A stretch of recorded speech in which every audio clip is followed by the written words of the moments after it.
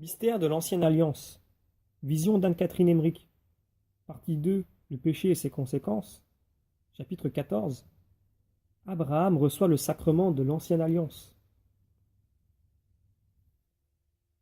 Abraham se tenait en prière, assis devant Satan sous un arbre où aboutissait la route principale. Il venait souvent là pour proposer l'hospitalité aux voyageurs de passage. Tout en priant, il contemplait le ciel et eut alors la vision de Dieu, comme dans un rayon de soleil, qui lui annonça la venue de 3 personnages vêtus de blanc. Aussitôt après, il immola un agneau et l'offrit en holocauste. Je le vis, ravi en extase devant l'autel, priant pour le salut des hommes. L'autel se dressait à droite du grand arbre, dans une enceinte à ciel ouvert.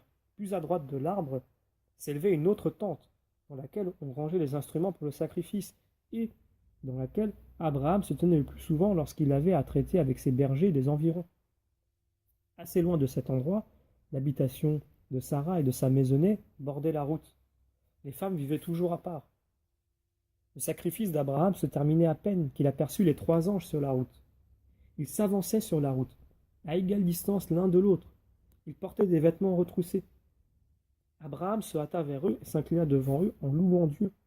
Il les conduisit vers l'enceinte de l'autel, où ils déposèrent leurs vêtements. Ils ordonnèrent au patriarche de s'agenouiller.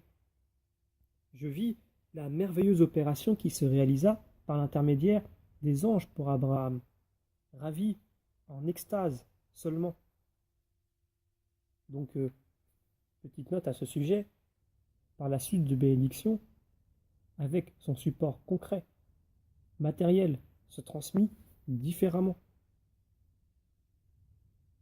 Tout s'effectue en un peu de temps, comme tout ce qui se passe en de telles circonstances.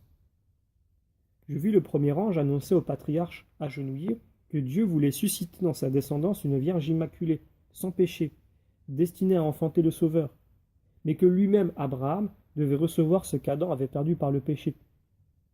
Alors, l'ange lui présenta une parcelle de nourriture étincelante et lui fit boire le liquide lumineux contenu dans une petite coupe. Sur ce, il traça de sa droite une bénédiction sur Abraham, comme une ligne droite de la tête jusqu'au-dessous du torse, et ensuite de l'épaule droite, puis de l'épaule gauche jusqu'au-dessous du torse, où les 3 traits de la bénédiction se rejoignaient. Ensuite, l'ange tendit à 2 mains quelque chose de lumineux vers la poitrine du patriarche, comme une petite nuée que je vis pénétrer en Abraham, et j'eus l'impression que celui-ci recevait le Saint-Sacrement.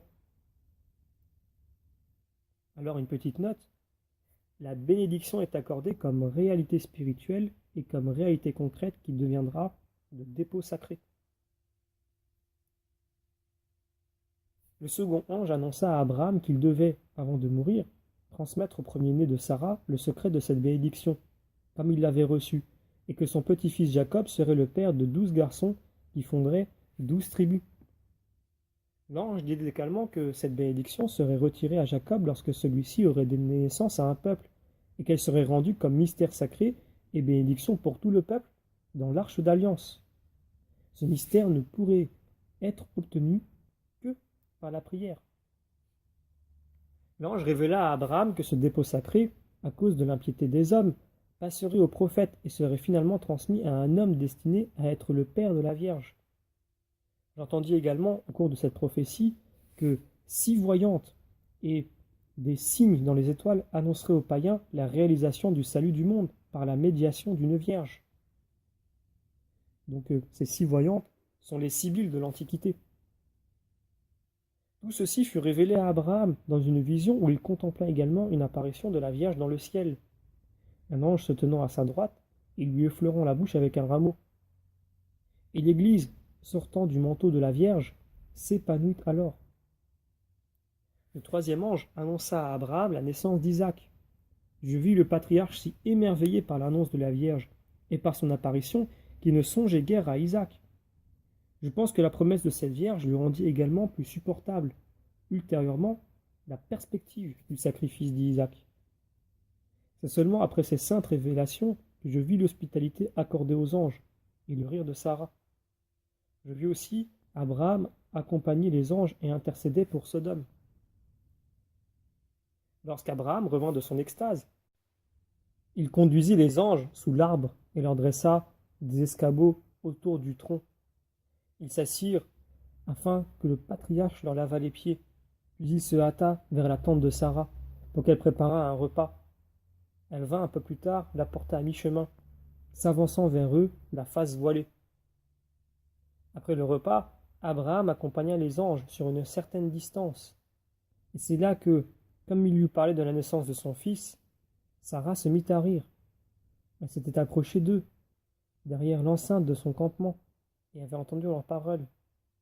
J'ai vu beaucoup de pigeons autour des tentes, aussi familiers que des poules. Le repas se composait de ces volatiles, de pain rond et de miel. Abraham avait déjà reçu le secret de la bénédiction, bien longtemps auparavant. Un ange le lui avait révélé lors du départ de Chaldée, mais de façon voilée et seulement comme un gage de la promesse. C'était juste l'annonce qu'il serait le père d'un peuple innombrable. À présent, le mystère lui avait été découvert par les anges et il en possédait toute la signification.